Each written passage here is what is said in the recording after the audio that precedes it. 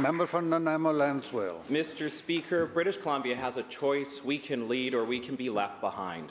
A port strategy is key to our economic future because our ports don't just connect us to the world, they connect BC businesses to new markets and create good jobs here at home. Canada's ports generate over $53 billion in economic output. In BC, the industrial marine sector contributes nearly $7 billion annually to our economy. Last week, on behalf of the Minister of Transportation and Transit and his Parliamentary Secretary for Transit, I attended a groundbreaking for the Duke Point expansion at the Port of Nanaimo with DP World and Nanaimo First Nations. Through our ports, forestry products from our mills supply builders in South Korea.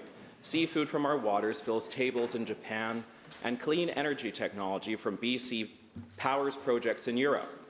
Yet sometimes it's easier, or it appears easier, to ship across the Pacific than across Canada. That's why considering a short sea shipping strategy or using ports like Nanaimo, looking at feasibility studies to address future BC port capacity needs, and working with the federal government in partnership with Indigenous communities to recognize their rightful place at the economic table is essential.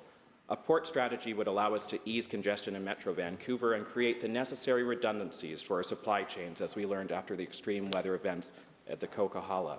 Imagine a future where a company in Prince George can ship across Canada as easily as overseas, where young British Columbians are trained for high-paying, skilled jobs in port logistics and shipping. This is what our government is already doing, growing the economy to secure BC's future on the economic stage and world stage. Quebec already has a port strategy that diversifies their markets.